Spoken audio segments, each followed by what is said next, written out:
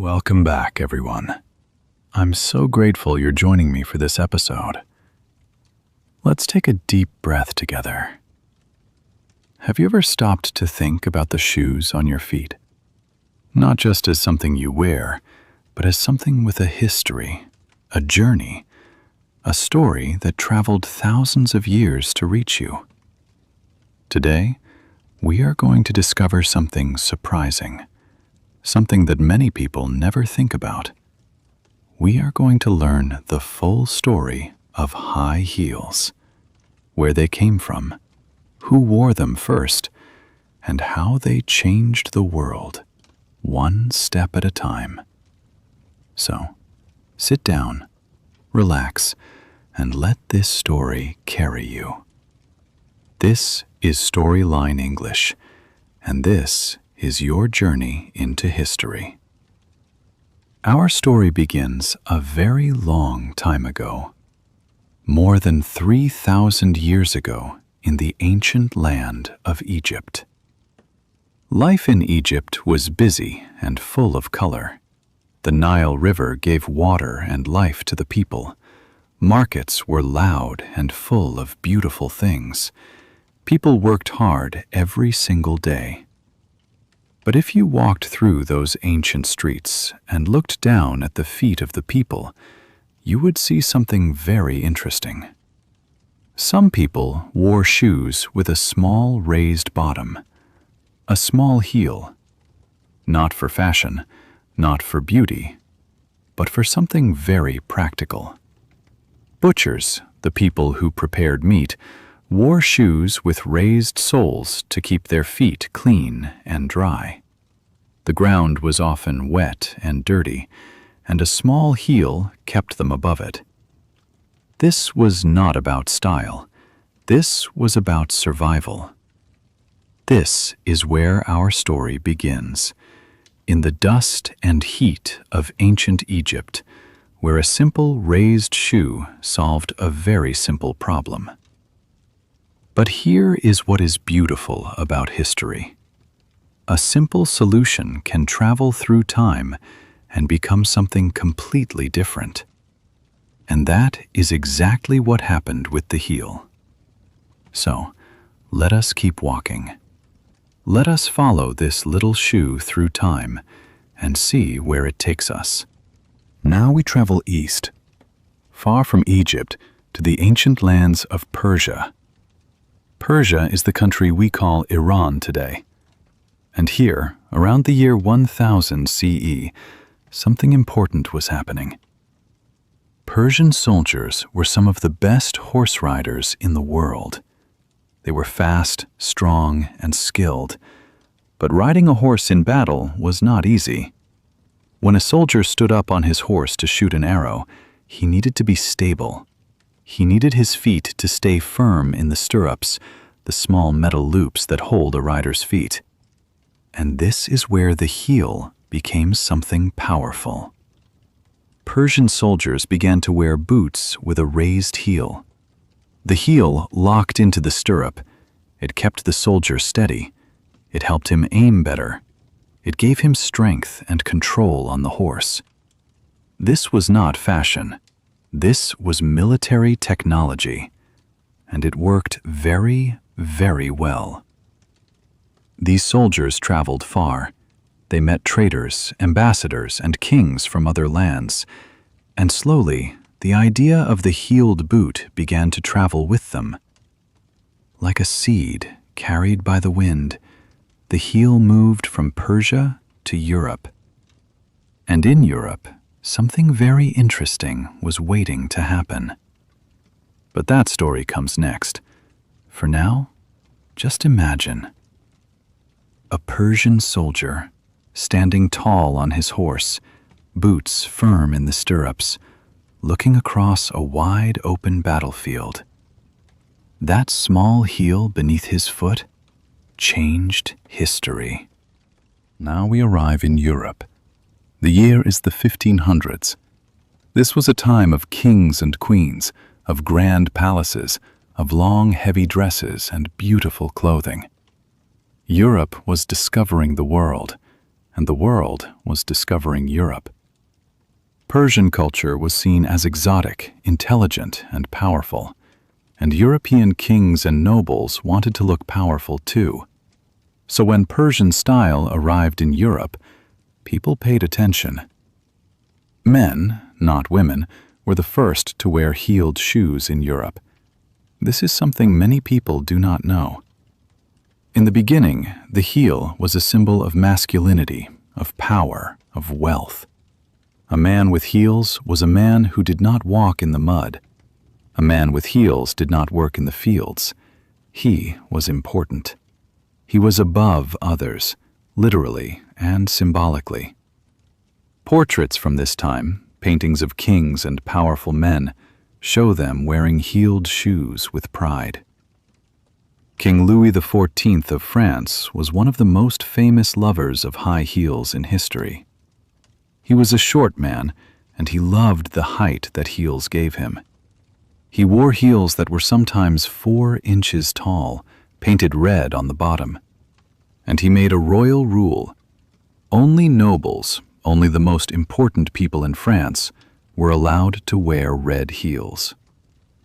The heel had become a language of power, of class, of royalty. And this language was about to change completely. Something interesting happened in the 1700s. A quiet change began. Slowly, men started to move away from heels. The age of reason had arrived in Europe.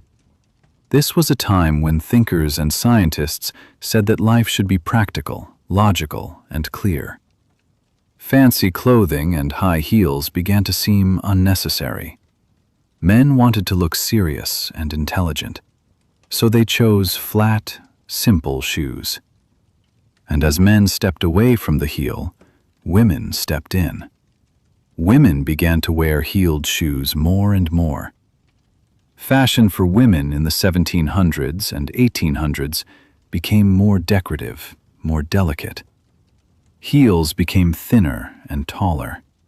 They became a symbol of femininity, of elegance, of beauty. But here is the contrast that history gives us.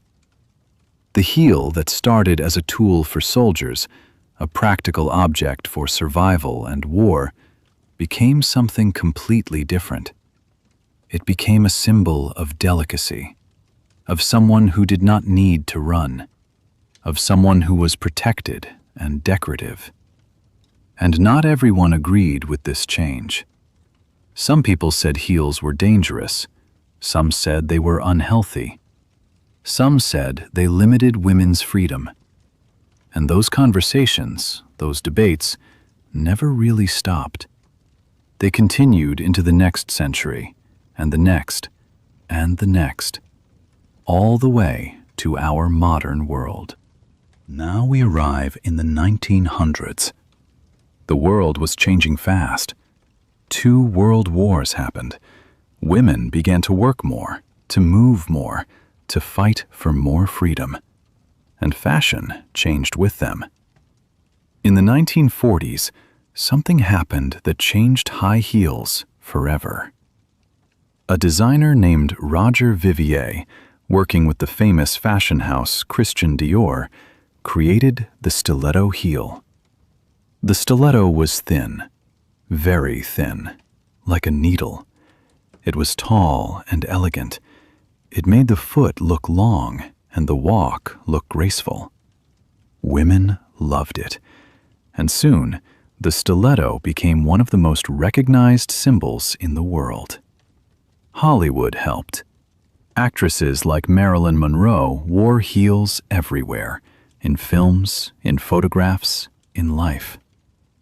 When Marilyn Monroe once said that she did not know who invented high heels, but that all women owed that person a lot, the world laughed and agreed. High heels were in films, in magazines, on runways. Designers like Manolo Blahnik, Christian Louboutin, and Jimmy Choo turned the high heel into art. Louboutin brought back the red sole, a quiet echo of King Louis XIV's royal red heels from centuries before. History had come full circle. A symbol of power worn by kings had returned, now worn by women who chose power for themselves. Today, in the 21st century, high heels are everywhere and also being questioned. The conversation about heels is more open than ever before. Some women love them. They feel confident, beautiful, and tall in heels. Some women reject them. They say heels are uncomfortable and unnecessary. Some men have returned to heels too. In fashion, in culture, in music, men wear heels again as a form of expression and identity. Designers create heels for every person. Tall heels, short heels, wide heels, heels made of wood, metal, plastic, even glass. In some countries, there are still dress codes that ask women to wear heels at work. And in other countries, laws have been changed to stop this requirement. The high heel has never been a simple object. It has always carried meaning: power, class, gender, freedom, beauty, pain. All of these things live inside that small, raised piece of material beneath the foot. And yet, people keep wearing them. People keep designing them. People keep arguing about them. Because fashion is never just about clothes or shoes. Fashion is a language, and the high heel is one of its oldest and most powerful words.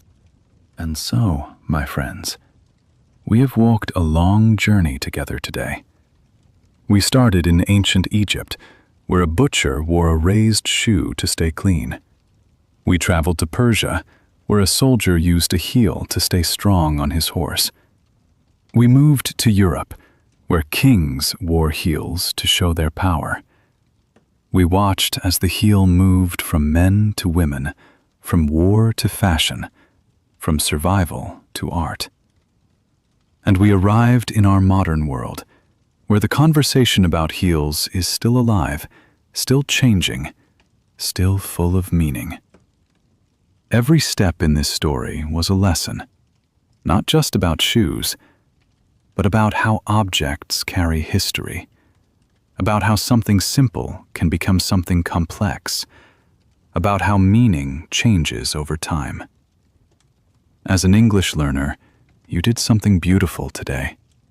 You listened to a long and real story in English. You followed ideas across thousands of years.